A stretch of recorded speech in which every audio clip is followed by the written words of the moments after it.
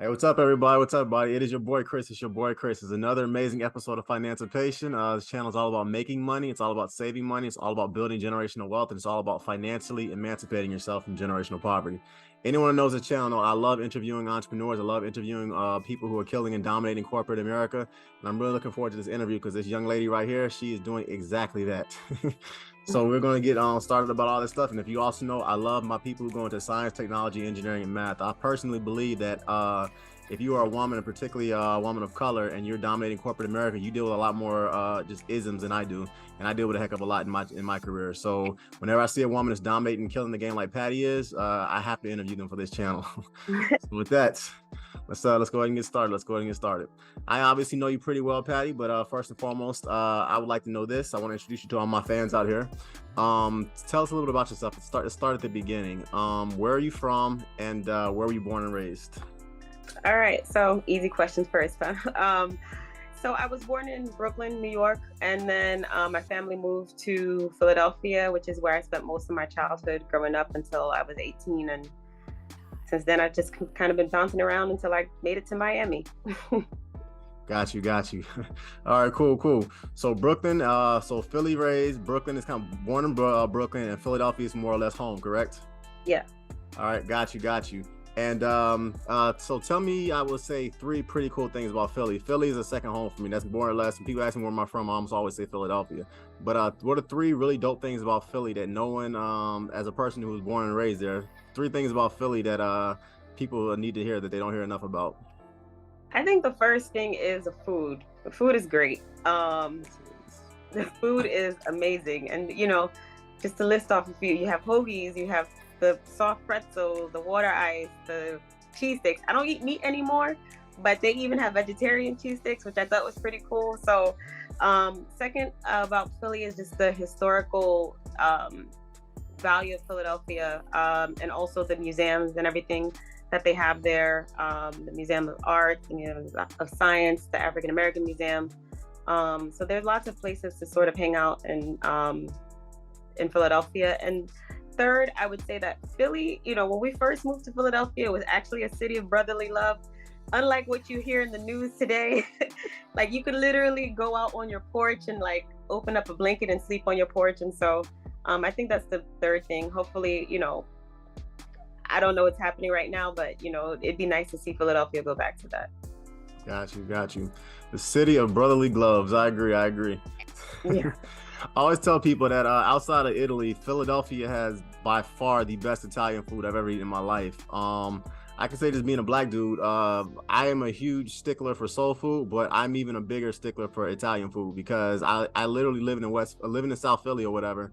I can say the Italian food that I ate there was probably the best in the world outside of Rome. So I agree with that. Everybody talks about how good the food is in New York. It's a lie. Philly, we have better food there. I don't care what nobody says. It's just the truth. And then I also love how centrally located Philly is. I mean, you got DC that's pretty close. Boston is a decent drive away. New York is close. You got so many different Toronto, if you want to actually go to Canada and north of the border, it's actually a day drive away. So something else I love about Philly, it's just centrally located to everything. That's true. Hop, skip, and a jump, you're in New York. Drive south, you're in Maryland. Not too far from Virginia. I went to school in Virginia, so wasn't too far from Virginia either. So it was nice. What college in Virginia? VUU, Virginia Union University. All right, got you. I got mad love for my HBCUs because I went to A&T. So nice. VUU, okay. All right, got you. Cool.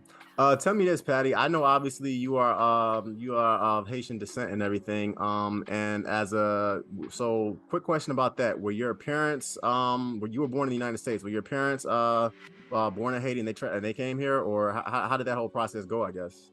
Yeah, so my parents were born in Haiti. They met in Haiti, but my mom moved to America before my dad did, and then so she went back, married my father, brought him over, and since the 1970s they've been in the United States. Got you.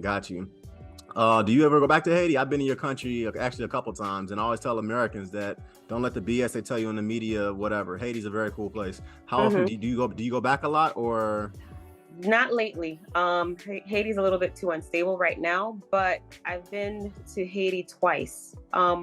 I went to the first time I went to an island off of the mainland called Lago Nave. And then the second time I went to like rural Haiti for like a medical mission thing. But we also went to like other northern parts of other rural parts of Haiti. So it was nice to kind of see the whole country landscape. It was beautiful. It was amazing. Yeah. I always tell Americans, like, outside of maybe Costa Rica and Switzerland, Haiti might be one of the most beautiful countries I've ever seen in my life. So I mean, it's like a lot of, for whatever reason, I mean, America has its reasons why I do it, but a lot of countries do. But Haiti's a beautiful country, and it's flat out immaculate. Like when you go, it surprises you. You're like, wait, why is everybody trying to always say what they got to say about it? It makes no sense to me. Literally none. Literally none. So as a second generation Haitian immigrant, this is something I've always kind of wondered. What's it like? What's the most interesting thing about being an American and being an immigrant? Because that's a pretty cool road to have to wind. What is that like? It's very interesting, and you don't really appreciate it until you're older. As a kid, it sucks because at home you're Haitian. Outside of that, you're like Black American, and you want to be like the Black Americans, but you're not really, because you go home and you speak a different language. Your parents speak a different language. You eat different foods. You have a whole different culture, music, fashion.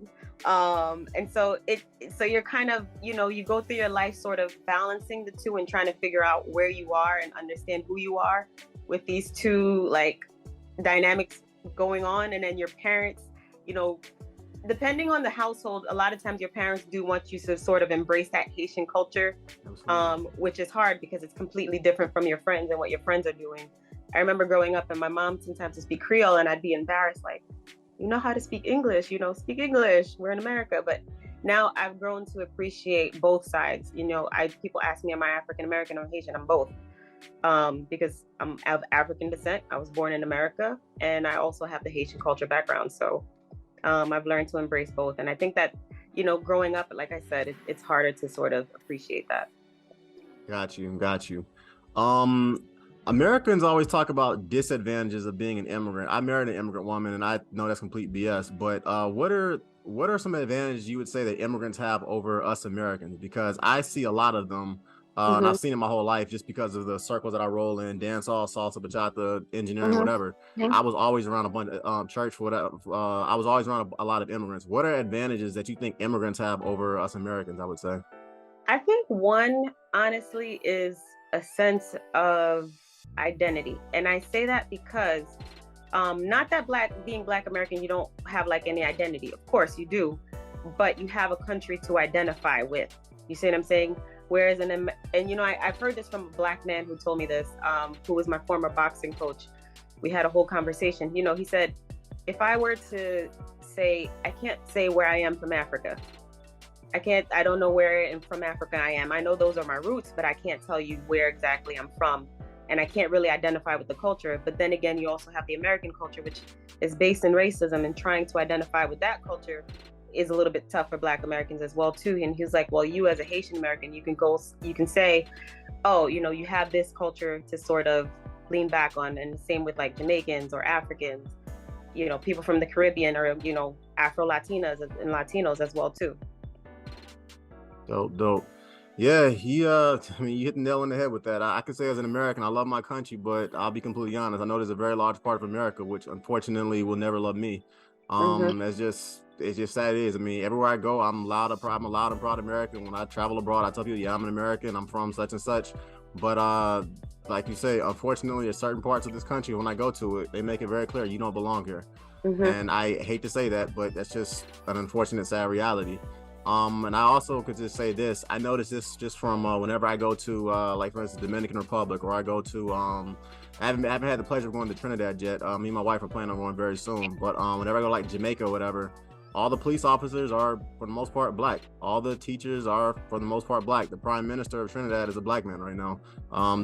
My wife, she said, growing up, all the entrepreneurs she saw were Black. All the medical professionals, they were almost always Black or Indian. So in America, that's just not the case, unfortunately. It's like you guys, I've always said that immigrants, you guys see excellence your entire life coming up. And then when you come to America, you're like, wait, well, where are all the quote unquote people who look like me that are dominating corporate America? So that's just, yeah.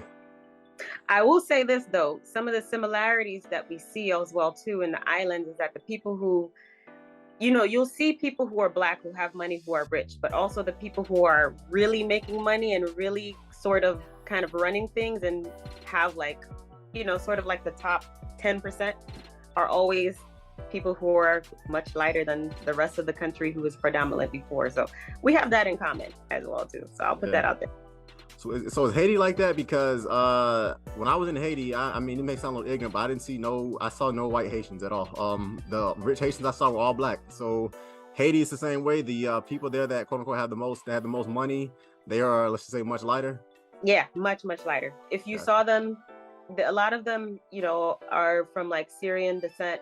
They're kind of what we classify as mulattoes. Yeah, those are the people who really have money, but they're also in a certain section. They're not in the section where all the Black people are. Got you.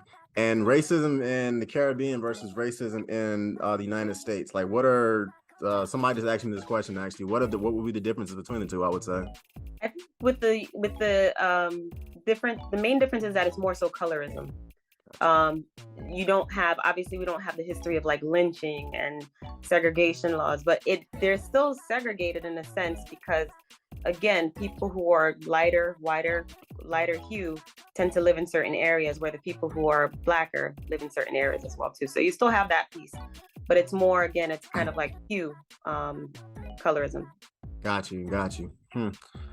Yeah, imperialism is real. I always say the difference between a Cuban, a Dominican, an African American, a Haitian, and a person from Trinidad and Tobago is a boat stop. So imperialism, that issue is real. Colonialism, that issue is real.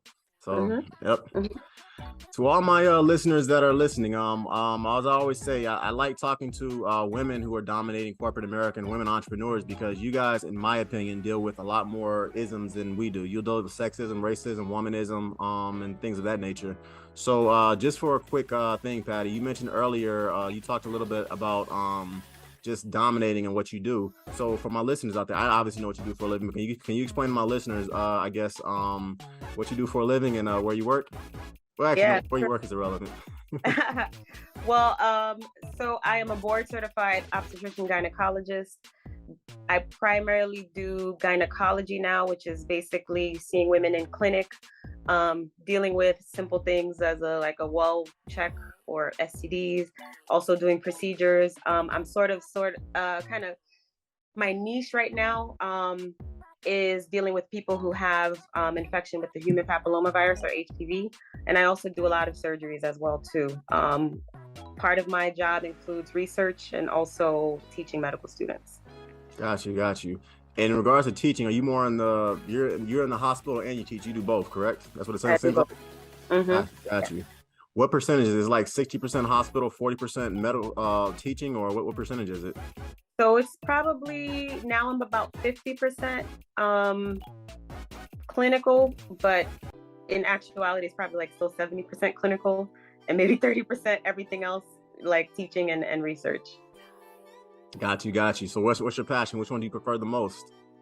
I'm still debating. I mean, I love surgery. I love, meeting my patients. I love teaching. I also teach for residents as well too. I love teaching residents how to operate, but I also love working with the students who are kind of like fresh, have no idea what medicine is, and seeing them progress through medicine and seeing their knowledge and being part of their education. So I like that as well too. I would say my least favorite probably would be research, and it's probably because it's still not my strongest point. I'm getting better because I have a mentor, but I would say, it's between the clinical piece and the teaching. Got you. Yeah, you started smiling when you were talking about that, so I knew which one was your favorite before you even answered it. Very observant. Nah, that's cool. Yep, you gotta be.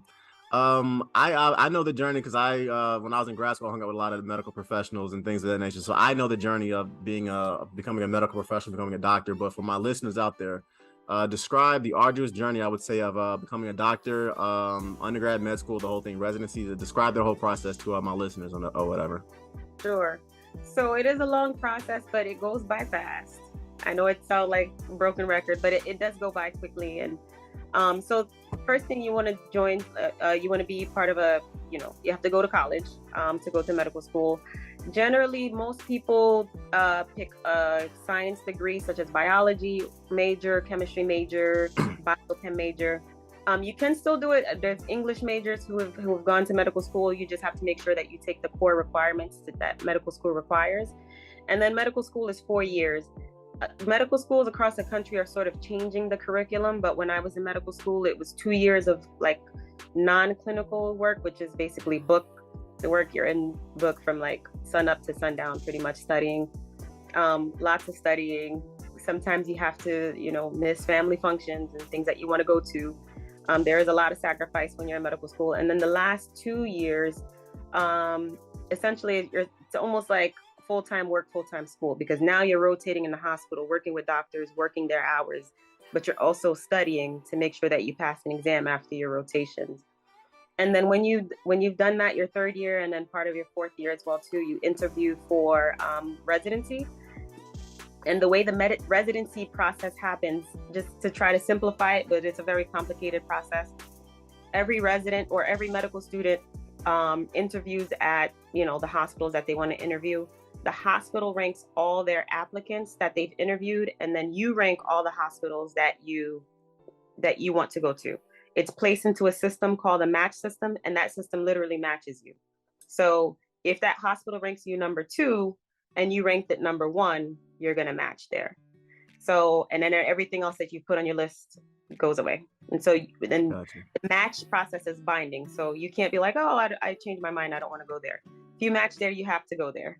And so that's how it happens. And then when you're in residency, depending on the field that you're in, could be anywhere from 3 to 5, 7 years, depending on the field that you choose. And if you want to specialize within your field, so with an OBGYN, if I want to be a cancer specialist, that's an additional 3 to 4 years after residency. Yeah. God bless you. I was in school for, let me see, after my undergrad, I did 2 years of grad school. I was like, I'm done with this. No more school for me. So that entire 6 years and I was done. That entire process, how long did it take you, Patty? How long did it take you? Years-wise? 12 years, undergrad 4, med school 4, residency 4. Yeah. Got you. Mm-hmm. Man, so all right, question then. Education, what does it mean to you? Because you don't be in school for 12 years and not love it. So I guess education is obviously important to you. So how did that love come about, and what made you want to be a doctor? I wouldn't say I loved education. I knew I wanted to be a doctor, so I had to do it. There's just no way around it.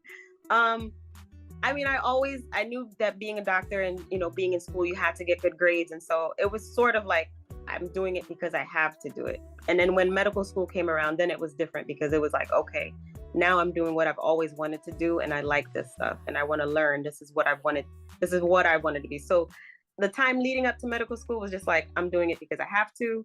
Medical school was like, okay, I'm doing this because I like it. And, residency and continuing. Got you. Now, that's amazing. That's pretty interesting, because like I said, a lot of people, when you talk about the sacrifice that comes with doing something, not a lot of people are willing to put in 12 years of their life into a dream or a goal. So that's why I said you must love education. Mm-hmm. And the thing is too, it's like my mom is a person who introduced me to medicine, because she's a nurse, and I would go to see patients with her because she was a visiting nurse. And it was very interesting to me. I was introduced to surgery very early. So I've always known, since I was a kid, that I wanted to be a surgeon. And I knew that these were the steps that you had to take. And, I didn't plan on taking any breaks between medical school. So I knew by the time I was done, I would still be young. So. I love that. Nah, I mean, people listen to what this lady is telling you. I mean, nothing in life comes easy or whatever. I actually did a separate video a couple weeks back on 9 majors that I think everyone should consider going to for college, and obviously being a medical professional is one of them. I think the unemployment rate right now for a doctor is less than 1%, and for the country right now it's like 5.6%. Money wise, currency wise, you guys do extremely well. And then on top of that, what I always say with being a doctor is that I've never operated on an individual. I've never brought somebody back to life. I have, however, built billion-dollar buildings and things of that nature. So I'm assuming if you're a medical doctor and you bring somebody back, or you basically find a cure for research or something like that, that has to be. I mean, what is that feeling? What does that feel like? I mean, what is that like to help somebody? It's an adrenaline rush like no other, I think, and it feels good. You don't want to get to the point. Some doctors do. You don't want to get to the point where you get into your head like I'm, the savior complex, right? I'm God. Yeah. I'm God and I can cure and save anything, because we can't. Medicine is great, but it's also limited. But when you do use your knowledge, use your skill to like save someone, I can think of countless times where a baby was crashing, and then we had to take someone to the operating room, and then within minutes, literally minutes, that baby's out, and you hear that cry, and it's just like that relief. So and the same thing with mothers. We've coded mothers where we're doing chest compressions on mothers, and coming back to life. It's a scary feeling, but when you succeed, it's a very rewarding experience. Yeah, I can only imagine. I know when I drive into certain cities, Philly is actually one of them. Philly, New York, Miami. Those are three of them. And I can see all the buildings I helped build on the skylines, or just different things I helped design. It's the best feeling in the world. That has to pale in comparison, though, to bringing a mother back so she can see her baby. I mean, I can't imagine what that adrenaline rush must feel like. It feels like you need diapers, but everything else is okay. And the amazing thing though too is that you just really get to see sometimes things happen out of your hands. You do the best that you can, and you know that it wasn't you. You just see literally a miracle happening right in front of you, and some force outside of you is, obviously I believe in God, and I believe that force is God that's just working, in those patients and in the human body, just to kind of see how human beings bounce back from like things and situations that they shouldn't bounce back from. It's also sort of strengthens my faith, but also is just it's an experience, like I said, that's like no other. Amen to that. Religion. How did religion play in your role? Because I've met doctors that are like complete atheists because they see death literally every day, and they're like, oh, I don't believe in God. And I met other ones that are they say there's no way I could do this and not be spiritual. So how did religion help you, I guess, in your journey, Patty, to becoming a doctor? Well, I think religion helped keep me sane through the process. Help keep me grounded on what I believe. And also, I think it also medicine, I think, reinforced what I believe. And also helped me understand my limitation as a human, as a doctor. It also helps ground me, keeps me humble as a doctor. So it plays many roles. It helps me to sort of see people where they are, and and even in situations, because sometimes people are in tough situations where they're lashing out on you, and sometimes helping you take a step back and trying to understand their place and where they're coming from. So I think that's, and also, from as a female physician in OBGYN, as a female advocate, it allows me to also see the freedom that God has given us in terms of choice. And I'm not going to knock on anyone's beliefs. You believe what you believe between you and your God, but I also think that my belief in God allows me to see the choice that he allows and gives each and every one of us, and that choice is not for anyone to sort of remove. I agree. Yeah, when God put Adam and Eve in the Garden of Eden, he didn't put a tree there and say, I refuse to allow you to do it. He gave them the choice to they can make the choice. They made the wrong choice, but he still gave them the chance to make that choice. So I agree 1,000% with you. Yep, man, it's a beautiful thing. Religion and Christ and everything, and whatever God you pray to and everything. I definitely can see how I don't know how you could go through college for 12 years and not have any kind of grounding faith in a higher power. I just don't. I know after 6 years of me being in school, I was ready to run out of college. So I can imagine that you had to have some kind of faith in a higher power to kind of keep you grounded. Absolutely. Mm-hmm. Absolutely. I got a question, Patty, that came from one of my listeners, and this one hit a little home for me. So as a medical professional, I'll let you answer it, okay? So I was a straight A student. I always made good grades, and I was always very good in science and chemistry. I was really good in chemistry, actually. Unfortunately, when the puberty hit, I got caught up with the wrong crowd. I started chasing women, fast money, did some things I should not have done, and I just did a 5-year stint in prison. I just came home, and I want to become a medical doctor and use my mind for good now. Can a guy with a felony become a medical doctor, and what type of barriers, wow, will I have? Full disclosure, a lot of my family members have felonies, so this is Mhm. a question I get a lot. But how would you answer that question, Patty? Yeah, I think unfortunately the felony charge will be the biggest challenge. I'm not sure in terms of where you reach in terms of education, but um, and if you've gotten an education while in prison as well too, like a college degree or GED. If you've gotten a GED or if you've gotten a college degree, I think it would be depending on the charge and the verdict on the charge as well too.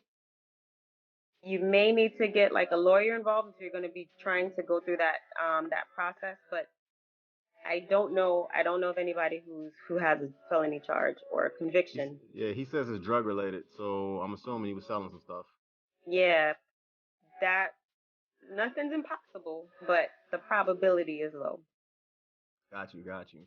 What options professionally? First off, brother, I'll say this: that's your dream. Keep fighting for it. It's possible. I mean, we do live in America. Anything is possible. So if that's your dream, and obviously you were good with chemistry, considering what you told me you got sentenced for. Um, if you're good with chemistry, you're very smart. You got an analytical mind. Keep fighting for your dream, bro. Don't quit on it. That's how I would answer the question. I would What other also say, type? all right, I just want to say one more thing to that person Mhm. also. Consider also getting a PhD as well too. Like medicine is not only the only science track that you can go into. So you know, also consider that as well too. Got you. PhDs, if you get a PhD in any science field, that school is paid for you, unlike medical school. Say, hold up. Say that one more. Say that one more time, okay, for my listeners. So for PhD applicants and PhD like scientists, they not only get paid, not only is their school paid, but they often get a stipend as well too. That is not the case in medical school unless if you are going for an MD PhD. Got you. Listen to this lady, people. I'm telling y'all, listen to what she's saying. I am a huge proponent of going to college for free or for as cheaply as possible. I wrote a book about that, scholarships. So yes, absolutely. If you want to go to the cheaper route, listen to what Patty is saying. Actually, since you bring up that the cost of medical school, how do you guys get around that? Because that thing is no joke. It's $92,000 right now for a 4-year degree in state, $156,000 for out of state school for out of state degree for 4 years. At med school, I've heard it can be like over 300. So, how do you guys get around those exorbitantly high costs? You don't, unless if your daddy is rich, but or is know somebody who knows somebody, or you have a scholarship. But the majority of us, we take out the loans. But the thing is, you are going to make the money to be able to pay the loans back. There are ways to request loan forgiveness and things like that. So obviously it's after you work for 10 years, and depending on how you save. For me, I have this is my mentality. I'm only going to pay what I need to pay and then apply for loan forgiveness when I'm eligible. I'm going to use my money to live my life, because if I die today, those loans are still going to be there. So I'm not going to I'm going to pay them off, so it doesn't affect my credit score, but Right. I am able to pay them and also live my life at the same time. I'm not going to try to pay $10,000 at a time, to try to hurry up and bring it down and suffer. I'm going to live my life. So you're definitely more so the mindset. I'm gonna live my life. I'm gonna enjoy my life. I'm gonna pay my bills, but I'm not trying to shotgun the debt, proverbially. Yeah, especially when there's a chance that it could be forgiven after 10 years. Definitely. How does that work? Do you have to work like in an impoverished environment or work abroad? How does that work to get it forgiven in 10 years? So there's certain hospitals that qualify, especially if they're like public service hospitals generally, that you're working for after 10 years, or I think after a certain amount of payments on your federal loans, not private loans, federal loans, that you can apply for forgiveness. Got you. Something else, everybody, that she said that I agree 1,000,000% with, and this is actually something else I talk about, is that college is expensive, but it kind of depends on what your major is as well. So, for instance, you get $200,000 and you get I'll just say whatever, a medical degree, or you get a degree in let's say aerospace engineering. I mean, you're gonna be making pretty much 100,000 at least coming out of college, and if you're a medical doctor, you're gonna most likely be making more than that. So basically, yes, college can be expensive, but if you do it the right way and you pick the right major, it basically can significantly cut down on your costs. Additionally, just like Patty said, if you have a plan, say, okay, cool, I don't mind doing this 10 years of working for this particular hospital or in this particular school because this is what I'm making and it's going to be forgiven eventually. So I'm going to live my life. So that's what kind of gets in. The name of this channel is Financipation, and I teach financial literacy because I want to basically people to emancipate themselves from generational poverty. And there are different ways to go about doing it. You can go I'm going to live in a cave and basically not spend any money for 10 years and be a decamillionaire in 10 years. Or you can go the route, well, I'm going to live my life and I'll get there in 20 years. The thing that bothers me the most is when people have absolutely no plan, no idea, and then they wake up and want somebody to take care of them. That's where I have the issue. So just like Patty said, she has a plan and she's working a plan, and she's a doctor, so she's doing quite well, I'm sure. So yes. All right. You know me, I'm gonna be me, I'm gonna do me, so I'm gonna ask the kind of questions. So I'll be honest, what is it like being a Black woman and a doctor? Because you are an enigma, and that ish is so cool to me. 2%. 2%. All right, I'm gonna just put it out there. Unicorn, y'all looking at a unicorn right Absolutely. here. And she got hands too, fellas. And she got hands. She can fight too. So yeah, triple unicorn. So it different. I'm at a good place right now. In my life, there are still battles that I'm still fighting as a Black woman, and and it's a lot has to do with dealing with systemic racism and the effects that has on Black women and OB care and also maternal mortality. But along the way, I think there's a lot that we have to sort of deal with. A lot of us deal with imposter syndrome. Say that again, Patty. A lot of us deal with imposter syndrome.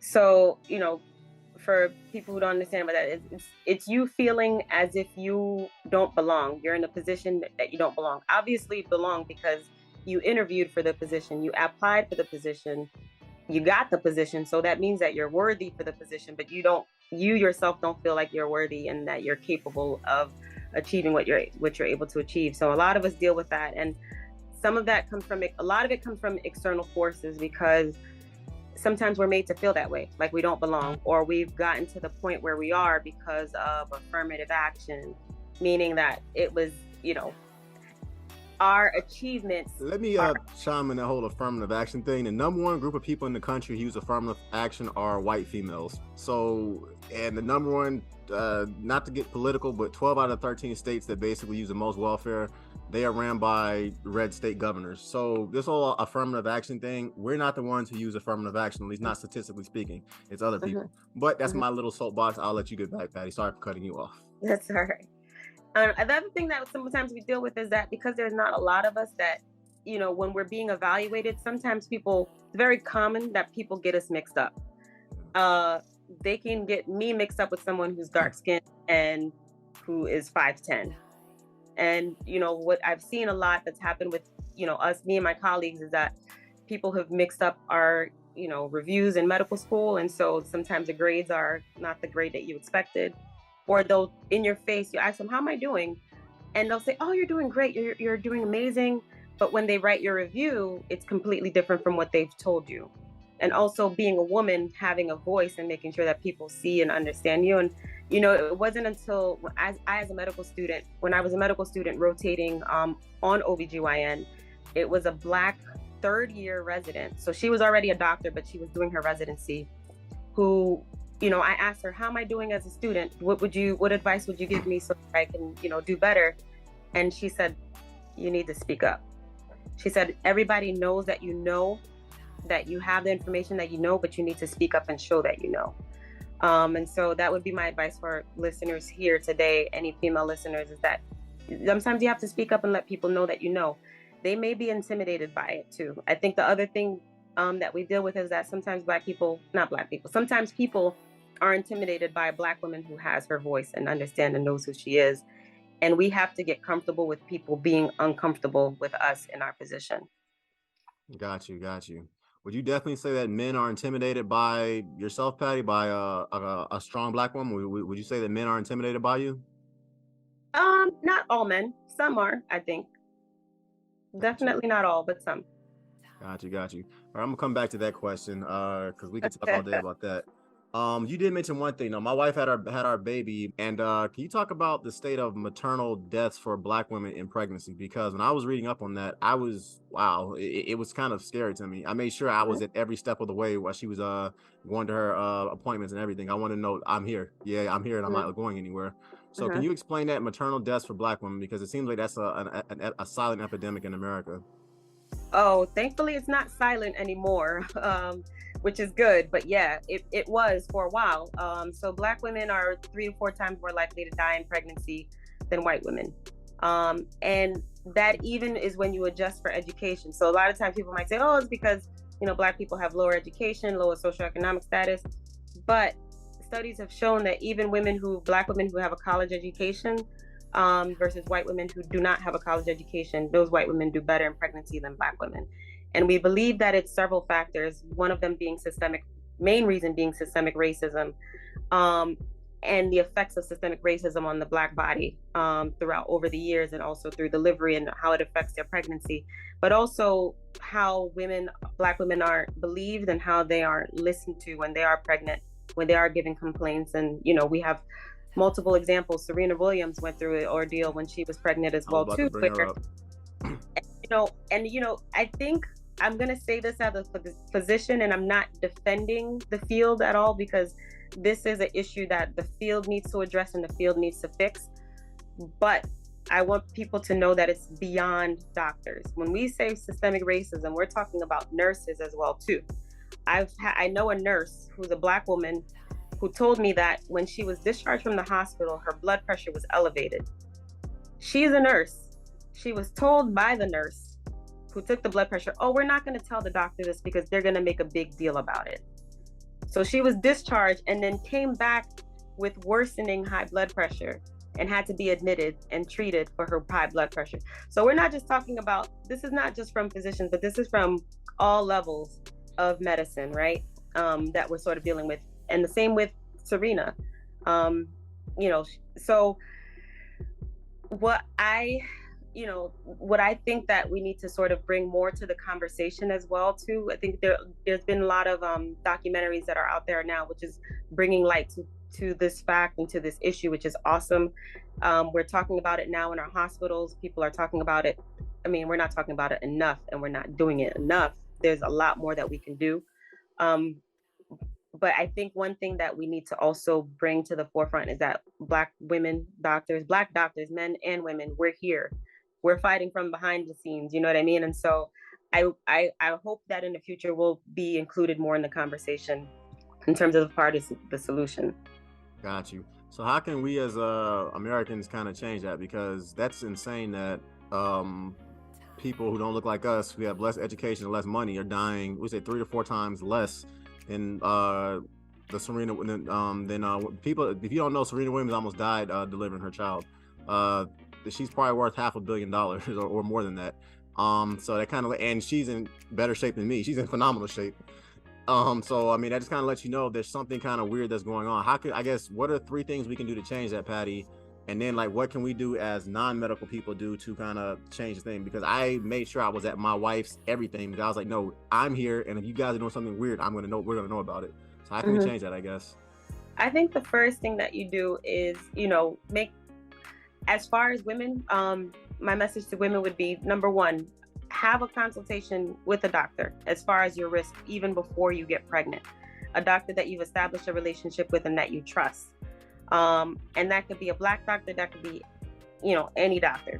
If you have a doctor who's a white doctor who understands that you're a Black woman and that the challenge that you'll face as a Black woman, then that's a doctor that I would say, regardless of color, that you should see and that you can trust. So understanding your health risk even before you get pregnant. Also having an advocate as well too for when you're in the hospital, someone who can speak up for you, because sometimes, and ask questions and ask the right questions, because sometimes people just take what the doctor says and go with it, and sometimes the doctors are wrong. And so, your bodies, and have, also have an advocate. And again, like I said, thirdly, also including Black doctors, because we're experiencing it as well too. There was a Black doctor who last year died in giving in childbirth, somewhere in the Midwest. I don't remember the name of the hospital, but I think it might have been Indiana. But she was finishing, she was in her last year of residency, I believe. And so it happens to us too. So it's not like we're not immune to this at all. So we are affected by it just as much. We're not, just because we're doctors, we're not immune to this. And so we're here fighting as well. I'm not surprised about that. I'm 6'2", 200 pounds, 7% body fat. When I wear a hoodie and I walk down the street, and I have a master's degree, I'm getting my engineering license, I have my engineering licenses, certifications, all that stuff. Certain places I go, I'm still, you know what, and I hate to say that, but yeah, it's like you're not immune to it, unfortunately. Like how educated you are or whatever, we kind of deal with the same thing. I know from my end. So, and I'm pretty sure as a medical professional, it's the same way with you all. So, you touched about it a little earlier, Patty. Can you give us an example of like racism in the field? Because like I said, I like interviewing women entrepreneurs and women that are dominant in corporate America, because you guys catch it from literally both barrels, the sexism angle and also the racism angle. So if you're comfortable talking about, can you share a story of racism, I guess, in corporate America, and I guess how you got around it and how you beat it and things like that nature? Yeah. Sometimes you can't really get around it. You just have to go through it. There are times that, and the tough part is understanding when to speak up about it and when to just let it go. For me, I'm the type of person, I don't let things go. I say what's on my mind and say what's on my heart. That's that Philly coming out of you. That's why. Yes. I mean, it is what it is. That's how I am. But, that can also work against you, because then, let's say if you're in a training position, whether you're a medical student or a resident, if you speak up all the time, especially as a Black woman, you're going to be seen as aggressive. You're going to be seen as unprofessional. Obviously, having that unprofessionalism is you will not go through. You will not pass. You know what I mean? And so you won't pass as a medical student your clerkship if they find you unprofessional. If you're a resident and you're already a doctor, you finished medical school, but you're in the training in the field that you want to be in, if you're found as unprofessional, that's marked against you as well too. And programs can actually kick you out for that. So I feel like Black residents are probably kicked out of residency programs more than white residents, and it could be for the same thing. They're graded more harshly than white residents, and people don't even realize that they're doing it. The people who are giving comments or grading people, they don't even realize that they're doing it. And also it's manifested in health outcomes. So like we mentioned in maternal mortality, but the problem is medicine and every other aspect of life, housing, employment, education, we see the same trend, the same pattern across all of these things. And we see the same thing in medicine. So almost every disease under the sun, Black people are going to do worse than white people. That's pretty much breast cancer. Is that because there's treatment, quote unquote, less education, quote unquote, less money, or just the system? It's just systemic. So all of it's connected, right? Because it's systemic. So all of it's connected. So if Black people have higher rates of unemployment, higher rates of poverty, lower rates of education, all of that leads to your access to care. You have less access to care. So you don't access preventative measures, prevention, like visits with doctors or screening things that you should be getting. You're accessing these things less. And if you're sick, money, like healthcare costs, you're not going to go see a doctor. And so that's also going to affect your outcome. And again, we don't know what all the systemic racism that Black people have faced throughout the years, Jim Crow laws, seeing lynching, and how that's affecting the Black body, and how that's police shootings, everything, right? Police shootings today and everything. And so, interestingly enough, and we know that it's systemic racism because when we look at part of my research is looking at the difference between the African diasporas. So, for example, I'm not going to talk too much about it because I'm actually writing a paper that I'm going to submit to a journal for it. But we looked at Caribbean women versus women born in America.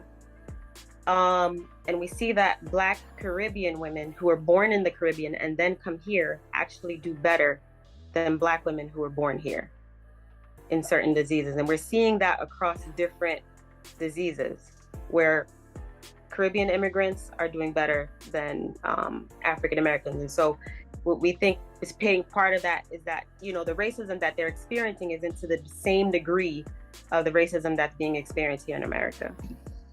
Yeah, it's interesting because I went to a lot of the Black guys I went to school with were like Nigerian and stuff like that, and they would talk about like different things they dealt with in Nigeria, and even like some of the South African dudes I knew that like legit born and raised under apartheid, and when they would come to America, stuff that would like really piss them off. I was just like, yo, dog, that happens all the time here. I mean, well, what's the issue? But they were like, but Chris, this is just not right.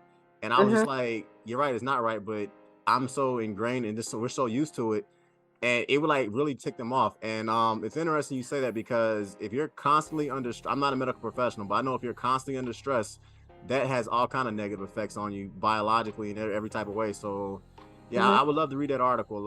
If at some point I'm gonna bring you back on the show, we can talk more in detail about that, because I would love to read that article and kind of find out more about it. Sure, I'm finishing it up. My mentor is on me to get it done. I should be submitting it hopefully by next month. All right, got you. I got a really interesting question with this one as well. And I'm gonna ask it because you know me, I'm gonna do me. So she says, I am a single mother, and my daughter says she wants to be a medical doctor. I'm happy to hear that, but none of the women in my family are married, and single mothers and unfortunately baby mothers run our family, and I want her to break the curse. My daughter is going into middle school next year. She's very smart and is really driven. I like the idea of my daughter becoming a doctor, but I'm scared if she does become a medical doctor, men will be intimidated to date her, and she'll never get married. Does this make me a bad parent because I don't want her to become a doctor if that's the case, or am I being unrealistic? Wow. That's a lot. But it's very real. So I think that you should encourage your daughter primarily to do what she wants to do. If she wants to be a doctor, I think the best thing that you can do as a mother, I'm not a mother, but I think the best thing that you can do is to support her. Because it was really the support of my mother that, you know, besides prayer, but it was the support of my mother that helped continue to keep that dream for me in mind and push through every hardship that I had when I was in medical school. So it was my mother's support and my father's as well too, but you know, it was really my mother who sparked that dream, my mother who really sort of like continued to feed that dream and really helped me develop that dream. So if that's what she wants to do, I understand your challenges as a single. You see things a lot. You see the world a lot differently than people who, you know, than people who are not single mothers. So, you know, if she is successful, I think the success probably would be defined by her in terms of what she wants, and what she wants in a partner and when she wants to have a partner. There are lots of people who meet people in medical school or who meet people in college. And, you know, along the way, a lot of people in medical school do get married. They may have higher divorce rates. So sometimes getting married doesn't always mean that, that it's going to be a successful marriage. So, you know, medicine could be a little bit tricky, but so is law. But I would say my advice would be to support her dream first and foremost. And if that dream also includes, you know, finding a partner, also continue to support her and give her advice and in the best way that you can. Those two things, they can happen. Both of them can happen. So, and you know, encourage her in both. I agree. I would just say this, yeah, encourage your daughter. If she wants to be a medical professional, she wants to be a medical doctor, don't let the idea that a guy's gonna be intimidated to date her because she's a doctor. I can just say this, I dated medical professionals. Good men aren't intimidated by that. We're just not. If your daughter is into a church or whatever, I would tell her to spend more time at churches instead of bars and clubs, because guys who typically want to get married, they spend a lot more time at churches instead of bars and clubs. Guys are looking for sex and trying to smash, that's where they go. Guys are looking for more for marriage, they typically hang out more at churches.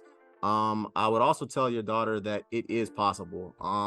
There is, unfortunately, I kind of find among even among guys or whatever, There's this idea that once I make a certain amount of money, I never want to get married, because if I do, she's gonna just leave me and take half my money.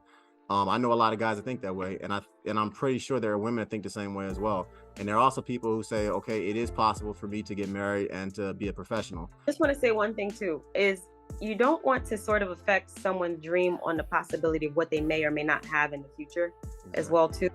And that's just my extra piece of advice. Yep. And I can just say this, being a married man, I got married much later in my life than I thought that I would, but being a married guy, life is a lot easier when you come home to one person. It's a lot easier when you basically are in a committed relationship. So I'm assuming med school and all that stuff, if you're with somebody that loves you and is pushing you, it probably makes it a little more enjoyable, if you will. So you can have both. That's what I would tell this lady. Let's keep it moving. Sexism in the medical field. Being a woman, I have been in hospitals before where a lady will walk in and then a guy walk in and people automatically start talking to the guy and say, "You're the doctor," and she's like, "Actually, no, she's the doctor. I'm the nurse tech." Sexism in the medical field, Patty. Have you experienced it? Are you comfortable talking about a time? I mean, tell me a little bit about that. How prevalent is it, I guess? It's prevalent everywhere. The one thing that I would say it's definitely most prevalent is in our pay. Say that again. And what? It's in pay, in our salary. Ooh. So so a woman who has the same credentials as a man, it's easy for them to not get paid as much as the men who are coming in the same field, same hospital even. A lot of times the men get paid more. Part of that is maybe they advocate for themselves more than women. Maybe women also dealing with more imposter syndrome and feeling, okay, well, maybe this is what I deserve. But a lot of it really is the value of men versus the value of women. And so that's one of the things that we also deal with. That's something that I dealt with personally, where the hospital was underpaying me. How'd you address it? Like, did you just leave and go to another hospital, or did you just No, it's actually, I didn't know. The hospital actually did like a whole sort of audit, and then they called me into the office and said, "Hey, we realized that we were underpaying you." So now I count my coins. Absolutely. Absolutely. Yeah, the name of this channel is Financipation, so I want all of you all to get all the money that you deserve. Absolutely. Yes. We're not doing this whatever kind of salary. No, you pay me what I'm worth. So absolutely, man. That's real though. I know the typical, I think woman in America right now makes 69 cents the dollar what a man makes. So how do you think we can kind of close this pay gap, if you will? Like, what are some steps that I guess we can do, because that issue is real? Yeah, so I think the one thing is that women also need to advocate for themselves. Don't be ashamed to ask people what they're making, what they should be making. And you know, there's always like this hush hush we shouldn't be talking about. No, like people need to know if they're being underpaid and if their job is cutting somebody else a deal that someone else doesn't have. So there's that. Also, I think, companies, hospitals, they need to do what my hospital did. They did an audit of themselves.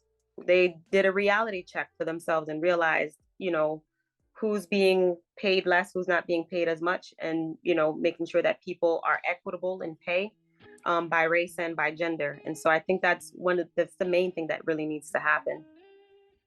Absolutely. How would you push back on the people that say, well, women, they make less? Because this is the argument that I hear in engineering a lot, where because of pregnancies and cycles and things of that nature, women, they work, let's say 15% less time because they call in sick more often. So as a result, they get paid less. I've heard men that make that kind of argument.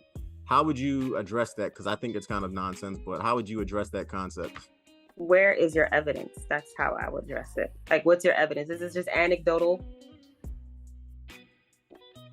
So one of the things that we do in medicine, we practice evidence-based medicine, meaning that if I'm going to see you, you're going to tell me your symptoms, I'm going to order some tests, and I'm going to put all that information together. And based on the evidence that is out there, meaning the research that we know that works for this ailment that you have, this is what's going to work for you, because they've based it on hundreds of thousands of people across America or across the globe. Not just like anecdotal, oh, I treated one person with this before.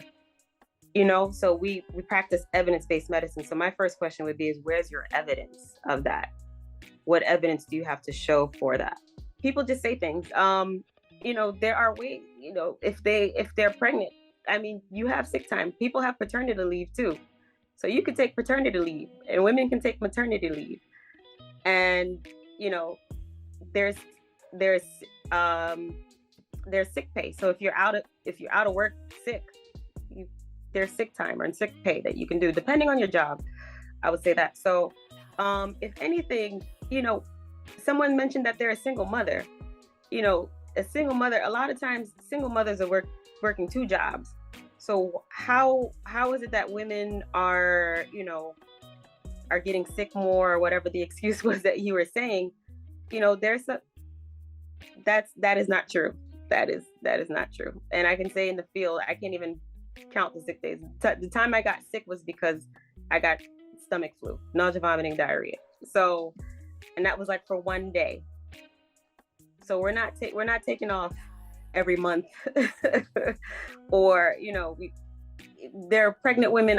One of my senior residents was pregnant, worked until she was 9 months, worked until she delivered. When, you know, there are a lot of women who are pregnant and working until they deliver. Literally, people who are having contractions and they're still working. Got you.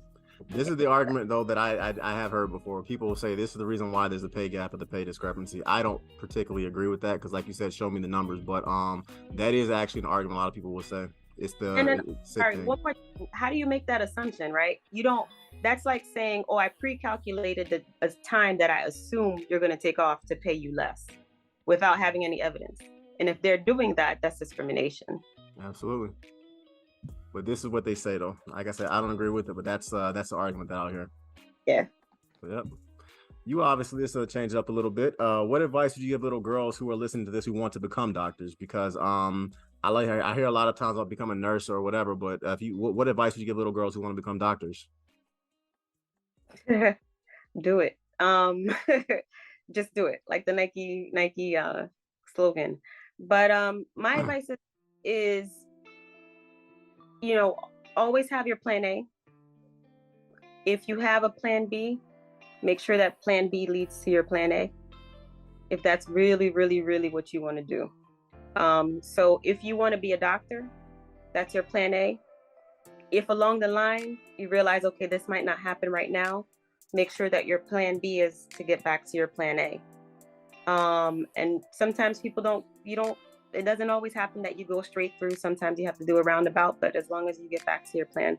And don't let anybody deter you from what you want to do. Don't let anybody put into your head that you can't do it. If you believe that you can do it, then you can do it. There's no one, whether it's your teacher, your counselor, your principal, your mom, your dad, your brother, your sister. If you believe that you can do exactly what you want to do, the only person who's going to stop you is you. Absolutely. I agree with that. Keep it moving. What advice would you give young ladies, and also say that young men as well, about balancing their careers, about dating, and about balancing both? What advice would you give people about balancing it? Because that is an actual challenge. Yeah, I think that's the biggest thing, because when your career, being one thing, too much of one thing is never good. So if you're too career oriented, too career focused, then you don't have time for yourself. That's what I feel. So what I have done, I guess that's the easiest way for me to kind of approach this question, is that I've taken a step back. And so what I've done is I actually dropped part of, so like I said, I'm a board certified obstetrician gynecologist, but I really only practice one specific thing, which is gynecology, because that's where more of my passion lies. But also I have a better work-life balance as well too. So my hours are better. I can control my schedule a lot better than I do if I did obstetrics.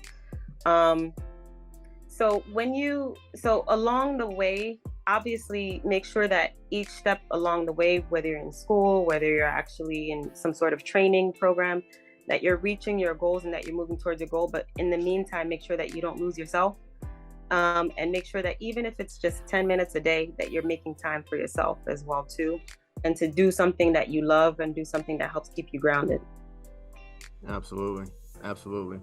I'll answer that question this way. Just like you said, Patty, always figure out a way to make time for your social life. If you like to work out, if you like to go to the gym, if you like to travel, Yep. I don't care how busy you get in your career. You want to have a full figured life. You want to basically always make time, I would say, for your social life. When I was a single man, I always made time to basically go on dates. I always made time to basically date people who were with the intention of trying to marry them. I always basically made time for the things I wanted to do. So that's kind of what I'll say. Whatever you're doing, focus on your career. Obviously, you got to make that money. Once again, the name of the channel is Financipation. You want to stack your paper, but make sure you take time for yourself. Make sure you take time to explore your hobbies. And by exploring your hobbies, that's honestly how you meet sometimes the best people. So that's how I would answer that. You can have both. Don't go into the mindset that you can only be one or the other. Go into the mindset that you can be both. And when I take a look at the generational wealth people can build when they're building it with the right person, it's flat out insane how much more money you can stack. So you can do both. That's how I would answer that. To get into something else, Patty, how did you get into boxing? Because you're obviously in very good shape. But how did you get into boxing? And the reason why I'm bringing it up is because you talked about take time for yourself, and I'm assuming that hitting them pads is one way you take time for yourself. Oh yeah, definitely, definitely. Now boxing is like ingrained as part of my routine. If I don't go boxing more than twice a week, I don't feel right. Like my mind, my body does not feel right. So um I got into boxing because when I was in residency, I did a little 2 month stint of boxing and I realized how much better I felt Yeah. and how much better my body, my mind felt. And I was like, it challenges you in many ways because it's not just hitting a bag. Like when you're really trying to learn the technique of boxing, it's more than just hitting a bag and getting anger or energy out. There's a way that you have to hit the bag so you don't hurt yourself. Then when you learn how to hit and how to get your stance right and how to put your arms up, then you have to get the mental picture of like how to block a shot and how to not let your face get hit. Yep. And how to work defense. So you're learning and practicing working defense and offense at the same time. So it's also like, I think expanding any type of thing that you do where you're expanding your mind. And I think boxing is one of them, in addition to like the physical activity, I think brings a whole different sort of aspect and just like wellness as well too. So I think it's both physical and mental wellness for me. Got you. Three ways. I know because I've boxed, I've kickboxed, done jujitsu, I've fought before, I've done all that stuff, and I love it. Three ways. Three ways. How has boxing helped you as a medical professional and in your career? How has it helped you? It helps keep me balanced so that I'm not too overwhelmed with medicine. It also helps give me an outlet, and like I think also, like I said, also it also so in my field you're also kind of thinking quick. You have to make quick decisions. Something happens fast, you have to react fast. Same thing with boxing. A punch comes at you, you have to react, right? And even if you get hit, you have to like get your bearings again and then react and attack or defense. And so it sort of helped in that way as well too, in terms of kind of like expanding your mind. And also I think so I lost a lot of weight boxing, and so one of the things that I deal with and talk to women about is weight loss, because sometimes that can affect like your periods and things like that in your health, besides like high blood pressure, hypertension. But it could also affect gynecologic issues. And so telling patients my experience through boxing and try to get them to box as well, or just to find something that they're interested in, and that's how I also incorporate that into medicine. Got you. You took any fights yet? You got in the ring and actually, I know you spar. You took any fights yet, or? I'm not taking fights. I'm just sparring and having fun. That's all I'm doing. That's how they get you. That's how it starts. You realize that, right? Yeah. If you put you in the ring with a guy who actually is gonna fight, or a girl who's gonna fight, you say, okay, spar him. He's not gonna hit you. So the guy goes at you, the girl goes at you in your case, or the guy goes at you in your case. I'm sorry. You hold your own, and then you kind of start going off a little harder. You start kind of doing your thing, start rolling. And then you hold your own. Then a couple weeks later, you're kind of beating the guy. And then after a while, you're like destroying them. And then you're like, you know what? I think I can really do that. That's how they get you. They build you up to it. So you're going to take a fight one day if you stay with it long enough. Yeah, I know. I feel like there were times I was thinking about it, though. There were times I was thinking about it. Actually, right now, the gym that I was actually more consistent with actually just closed down. So I'm with the new gym now. And I felt like that sort of brought me back a little bit. And I'm just sort of kind of getting back into the sparring. I also hurt my hand really bad. And as you guys know, I told you I'm a surgeon. So it really hurt to even operate and to do my breadwinner. So I also have to be careful with that as well. Yeah, I used to do MMA with a gentleman up in Connecticut who he wanted to fight, but he was I forgot what kind of surgeon he was, but basically it wouldn't make any sense for him to actually ever take a fight. And the dude could actually bang. I mean, we would spar all the time, and the dude could he could actually really swing. And he said I would love to take a fight, but I can't, because if he broke his hand or whatever, that's how these are legit his money makers. So yeah. I'm glad I don't got them problems, girl. I fought a lot of times. It's a lot of fun. So one of these days you're gonna say, Chris, I'm taking a fight. I'm gonna fly down to Miami and come see you, okay? Sounds good. Yes, definitely. This is a financial channel, obviously, Patty. And what are 3 pieces of financial advice that you would give my listeners? So the first advice, and it sounds very simple, and obviously a lot of times it's easier said than done, but really don't spend more than you make. Yeah. And that includes credit cards as well too. So if you're making a certain amount per month, make sure that you're not overspending every month. And I tie credit cards into that, because if you're going to be using a credit card, remember, you're going to have to pay that back, and you're going to have to pay it back with interest. So if you're going to use a credit card, make sure that you have some income or some money coming in so that you can pay off that credit card. Don't use that credit card if it's like a hope and a prayer, because that's going to destroy your credit, which also destroy your financial chances as well too. I think a lot of people, they use credit cards because that's what they have available to them, without really sort of understanding that, okay, the best way to build your credit and using a credit card is not spending over what you can spend. So even if your limit is 100,000, if you don't have 100,000 to pay back, don't use 100,000. Use $5, use $50, pay it off right away, and then keep moving, right? So that would be one of my financial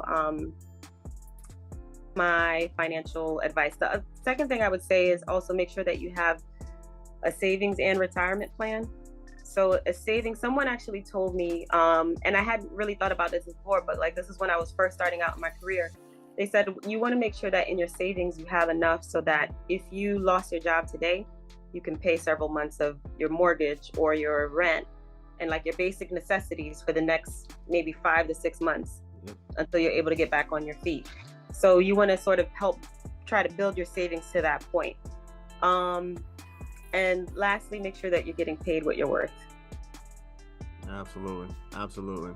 It's interesting you said it about the retirement plans and everything. I push financial literacy, and I always tell people, if you have basically $10,000 in your 401k, in your Roth IRA, by the time you're 24, 25, you're literally guaranteed to be a millionaire practically. You factor in the amortization rates, interest rates, and things like that by the time you're 60.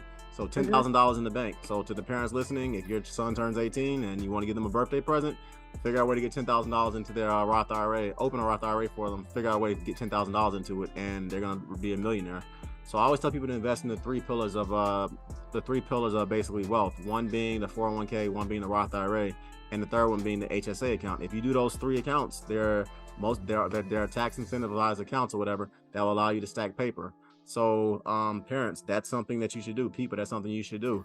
Patty said it best. If you were going to use credit cards, I'm not one of these guys that does not believe you should not use credit cards. I know there's a guy out in Tennessee who says that. I don't believe that. I think you should be using credit cards, but I think you should pay them things off literally every month. And I will also say this, just because we're both highly educated people. You're a medical doctor, I'm an engineer. Invest in yourself, people. Read books, get certifications. I push science, technology, engineering, math, healthcare, law, finance, and blue collar work, i.e. trades, because those are the fields that I find you always have a job and you get good money. So invest in yourself, spend less money than you make, and invest in what I call the 3 pillars of generational wealth, which are the 401k, the Roth IRA, the HSA. And if you do those 3 things, literally you're almost guaranteed pretty much to be financially successful and to build generational wealth. I'll also say this as well. If you do date women that actually want to get married one day, because if you out here in these streets doing what you want to do, you're going to be spending a lot of money, whether it's dates or child support. So date people that actually want to get married. That's my own little tidbit of advice. You build more wealth together than you do alone. Say that again? I said you build more wealth together than you do alone. Oh, and God, that's yes. A lot of times between white and black families, is that the white families have built wealth together. Even though, their dysfunction is just as bad as ours. They don't market it as well, though. They don't market it to the media as much. Exactly. It's not, or it's not marketed in the media as much. Exactly, Yeah. like you said. Um, but you know, their dysfunction is the same as ours. It's just different color, and so it's portrayed differently in media. But that's one thing that I've sort of noticed, and that kind of helps build wealth, and that's build generational wealth in their community versus ours. God, yeah, they still push marriage. I mean, I don't want to get on the statistics about it, but they still push marriage. They still that's something that is pushed heavily in their community, even if they're living in separate rooms or whatever. They're intelligent enough to realize that it's a lot easier to build generational wealth if mommy and daddy are basically both coming home and one's investing into the 401k, the other's investing into the into the real estate investment fund. So yeah, that's why I say one way basically to build generational wealth: find the right dudes, find the right woman, and try to figure out a way to make it work with her. I know it's not easy, but it's the best thing in the world if you can do it. So that's another thing I'll say. I believe, Patty, that readers are absolute leaders. So what are 3 books that you would tell my listeners to listen to? Because I'm a big reader. 3 books. I would say Medical Apartheid, because I'm in medicine. Medical Apartheid. Okay, all right. I would say The Color of Law, because that kind of breaks how historically how Black people were disenfranchised through laws, through housing.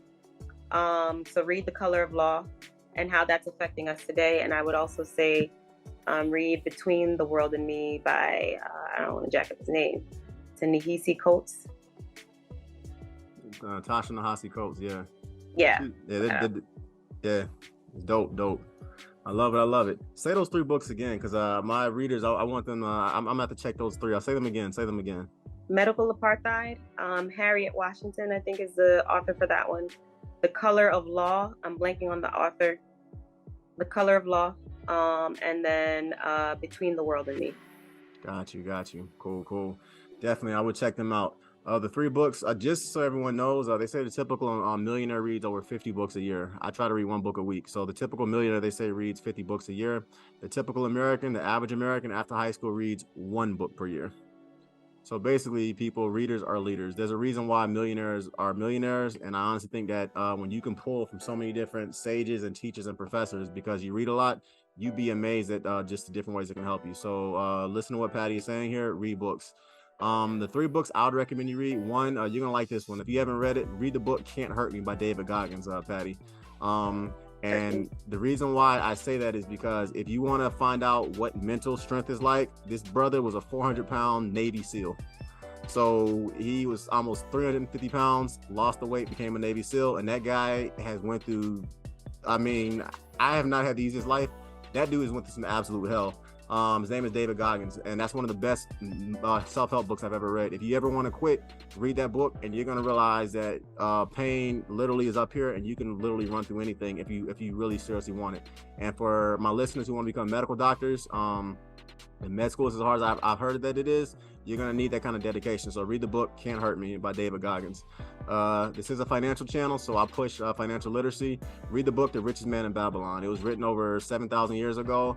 And the crazy thing about it is the time-honored principles inside that book, as far as spend less money than you make, have good investments. That book basically systematically breaks it down how it worked in ancient Babylon and how it works today. So read the book The Richest Man in Babylon. And another book I'm going to say everyone should read is called The Warmth of Other Suns. It talks about, if you want to know kind of about the African-American struggle as far as what Jim Crow, apartheid, segregation, and redlining districts did to Black wealth in the 20th century of America, read that book. And it kind of shows you why, unfortunately, certain communities that look like me and look like Patty, why they are in the state that they're in today. And a lot of it, unfortunately, is systemic racism. So The Warmth of Other Suns, Can't Hurt Me by David Goggins, and The Richest Man in Babylon. Lastly, I'll throw one other book in there. If you want to get some absolute religious African history, read the book Blacks in the Bible by Dr. William Emanuel. That's one of the best books I've ever read as far as how you systematically see the African diaspora in the King James Bible and also in Judaism. So dope book. So those are the 4 that I would say. And my last question for you, Patty, is this. You are an immigrant. I'm sorry, you're the child of immigrants. You are a medical doctor. You're a boxer. You have a lot of titles behind your name. You know a lot of powerful things legacy wise. When God calls you home, it's your time to basically leave this earth. What do you want your legacy to be? I think my legacy will be I like that. I like that. is how I treated people. So one of the things that really sort of strikes me about Christ is that he helped people when they were in the most need, and he helped people who were rejected by society.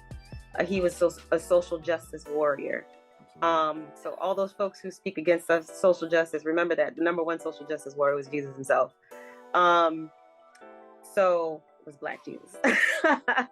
But what I would say is this.